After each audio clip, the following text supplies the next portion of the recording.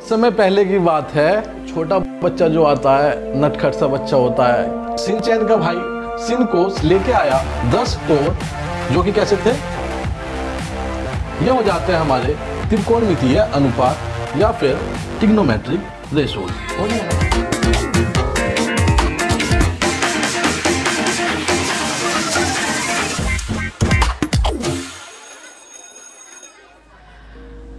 दोस्तों बहुत समय पहले की बात है, दरअसल 2 घंटे पहले की बात है, तो मैं टीवी में एक कार्टून देख रहा था। वो छोटा बच्चा जो आता है, नटखट सा बच्चा होता है, एक्शन का मीन देखता है, क्या नाम है उसका, शिनचैन देख रहा था मैं।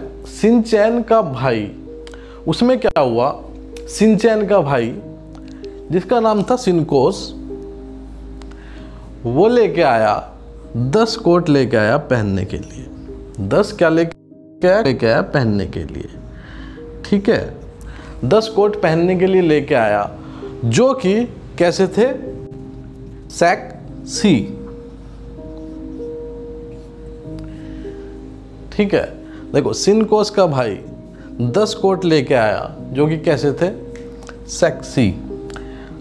हम लिखेंगे इसे कोसेक और 10 को लिख देंगे हम क्या, 10।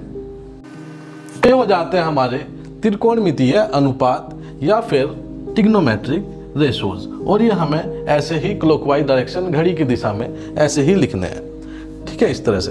अब क्या है, देखो शिनचैन का भाई शिनकोस लेके आया 10 कोट जो कि कैसे थे, ठीक है। अब इसके बाद क्या आता है,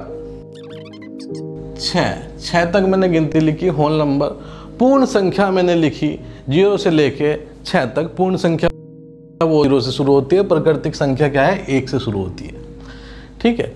उसके बाद क्या है, मैंने इसमें क्या 15 से गुणा कर दिया, 15 से मैंने सारे नंबर्स में गुणा कर दिया, तो मेरे पास क्या आया, 15 0 जा 0, 15 एकम 15, 15। अब क्या है, जिस जो नंबर के बाद में 5 है, ये 3 नंबर ऐसे हैं, तो बीच वाले को छोड़ के जिसके बाद में 5 है वो हम काट देंगे, तो 45 को छोड़ के दोनों काट देंगे, 75 और 15। तो हमारे पास ये क्या एंगल आ जाते हैं, 0 30 45 60 90, 0 30 45 60 90।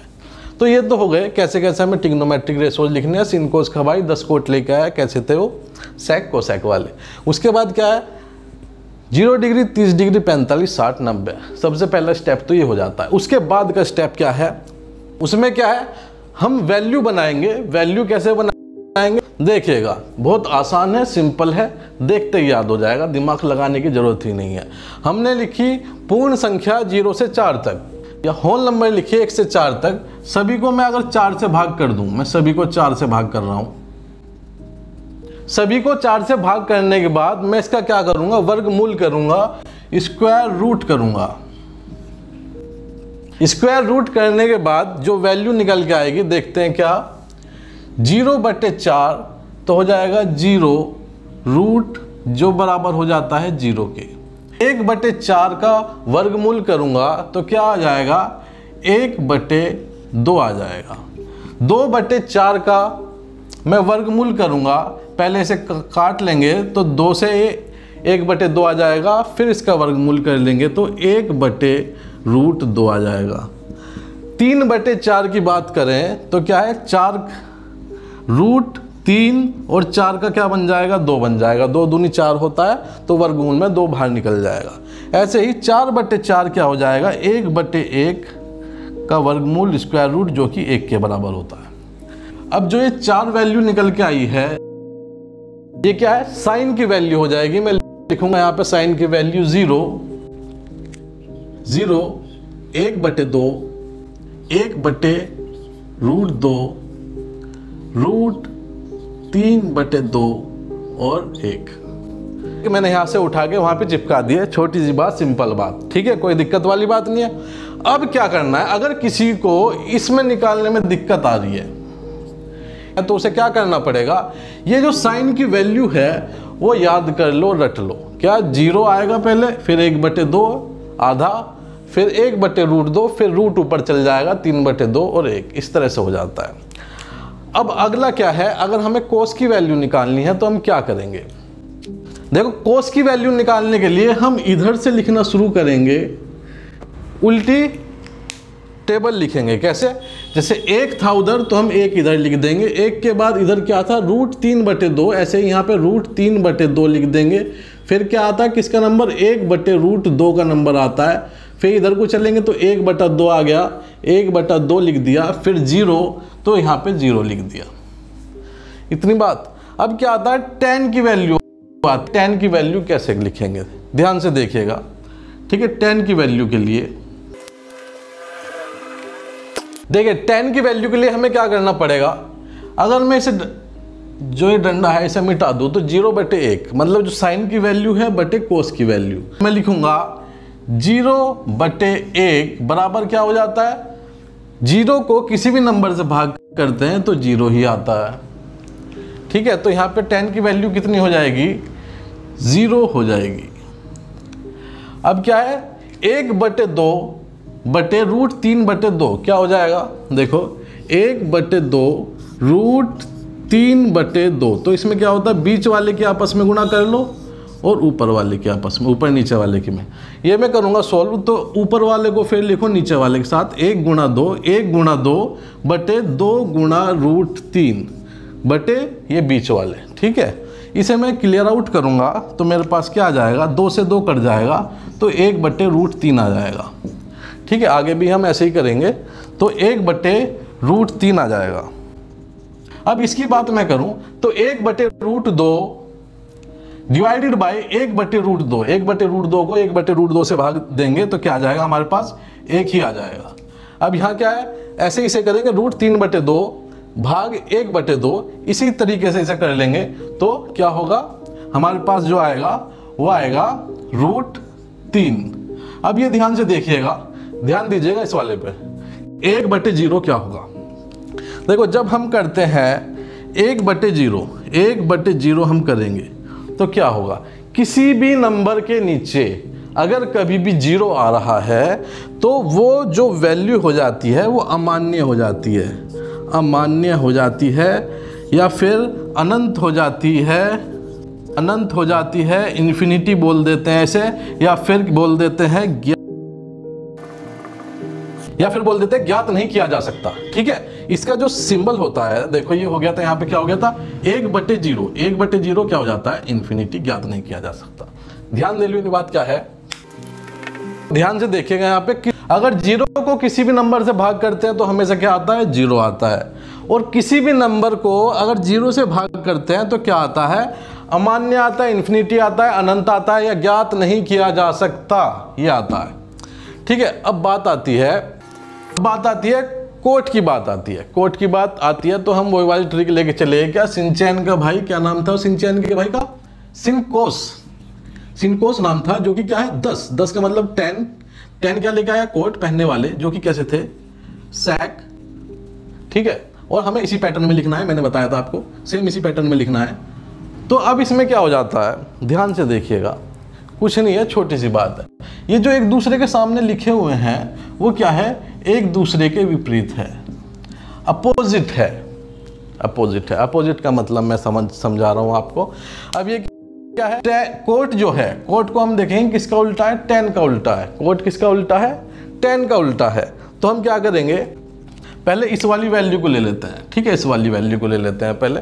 क्या है, अब क्या है, tan 30 की वैल्यू, tan 30 की वैल्यू यहाँ पे क्या दी हुई है, 1/√3, और हमें निकालनी है कोट की, कोट इसके नीचे है, इसकी वैल्यू निकालनी है। तो क्या है, ये क्या है, इसका उल्टा हो जाएगा, जो ऊपर है वो नीचे आ जाएगा, जो नीचे है वो ऊपर आ जाएगा। तो नीचे क्या है, 1 है, तो √3/1 हो जाता है। तो जिसका मतलब हो गया √3/1 को मैं √3 भी लिख सकता हूँ। अगर नीचे 1 होता है तो उसे क्या है, इग्नोर कर सकते हैं, अनदेखा कर सकते हैं। इसकी बात करें तो अगर इसके नीचे कुछ नहीं है, डिनोमिनेटर में कुछ नहीं है, अंश में कुछ नहीं है, तो 1 लगा सकते हैं हम। तो ये क्या हो जाएगा, पलट जाएगा, तो 1/√3 हो जाएगा। इसकी बात करें तो यहाँ पे क्या है, 1 है, और 1 किसी नंबर के नीचे अगर कुछ नहीं होता तो उसके नीचे 1 मान सकते हैं हम बिना किसी झिझक के। तो क्या है, यहाँ पे 1/1 क्या हो जाएगा, 1 हो जाएगा। मैं इसकी बात करूँ तो ये यहाँ पे क्या है, 0 है। अब 0 है, इसके नीचे कुछ भी नहीं है, तो हम क्या 1 मान लेंगे। इसे उल्टा कर देंगे तो क्या बन जाएगा, 1/0 बन जाएगा। और मैंने क्या बताया था, किसी भी नंबर के नीचे अगर 0 आ जाता है तो क्या हो जाता है, इन्फिनिटी हो जाता है, अनंत हो जाता है, ज्ञात नहीं किया जा सकता। ठीक है, अगर मैं इसकी बात करूं, 1/0 को उल्टा कर देंगे हम तो क्या हो जाएगा, 1/0 ये लिखा है, इसका उल्टा कर देंगे तो 0/1 हो जाएगा। और मैंने क्या बताया था, अगर किसी भी नंबर 0 को किसी भी नंबर से भाग करें तो क्या आता है, 0 आता है। ठीक है, छोटी सी बात, सिंपल बात। अब सेक की बात करें, देखो अब क्या है, सेक की बात करते हैं। सेक किसका उल्टा है, कोस का उल्टा है। तो यहाँ पे क्या है, 1 है, यहाँ पे 1 है, तो हम क्या कर देंगे इसे, 1 का उल्टा क्या हो जाएगा, 1 ही हो जाएगा। 1 का उल्टा 1, 1/1 उल्टा 1। यहाँ पे क्या है, √3/2 है, √3/2 है। सेक वैल्यू निकालने के लिए हम कोस की वैल्यू देख रहे हैं, सेक की वैल्यू निकालने के लिए अब हम ये वाली निकालनी है, तो कोस की ये वाली वैल्यू देखेंगे। तो यहाँ पे क्या है, √3/2 है, इसे हम उल्टा कर देंगे तो 2/√3 आ जाएगा। इसकी बात करें, 1/√2 है तो √2/1 आ जाएगा, बटा 1 हम लिखते नहीं हैं। 1/2 को उल्टा कर देंगे तो 2/1 आ जाएगा, बटे में 1 ना लिखे तो अच्छा है। 0 को अगर हम उल्टा कर देंगे, देखो 0/1 है, उल्टा कर देंगे तो क्या हो जाएगा, 1/0। किसी भी नंबर के नीचे 0 आ जाता है तो इन्फिनिटी, अनंत, ज्ञात नहीं किया जा सकता या अमान्य, ये हो जाएगा। सिमिलरली हम कोसेक की वैल्यू निकालेंगे। कोसेक की वैल्यू निकालने के लिए हमारे पास क्या है, कोसेक की वैल्यू निकालने के लिए हमें क्या देखना पड़ेगा, साइन देखना पड़ेगा। जो साइन होगा उसका उल्टा करना पड़ेगा कोसेक की वैल्यू निकालने के लिए। तो यहाँ पे क्या है, 0 है, 0 नीचे कुछ नहीं है, तो इसका मतलब क्या है, 0/1 है, और उल्टा कर देंगे तो 1/0 आ जाएगा। किसी भी नंबर के नीचे 0 आ जाता है तो वो क्या हो जाता है, इन्फिनिटी, अनंत, अमान्य, ज्ञात नहीं किया जा सकता। उसके बाद 1/2 को उल्टा कर देंगे तो क्या आ जाएगा, 2/1, बटा 1 नहीं लिखेंगे, उसका कोई वैल्यू नहीं होती। 1/√2 को अगर हम उलट देंगे तो हमारे पास क्या आ जाएगा, √2/1। √3/2 को उलट देंगे तो हमारे पास क्या आ जाएगा, 2/√3। ऐसे ही 1 को अगर हम उलट देंगे तो 1 को उलटने के बाद 1 ही आता है। तो ये हो जाएगी आपकी ट्रिग्नोमेट्रिक टेबल।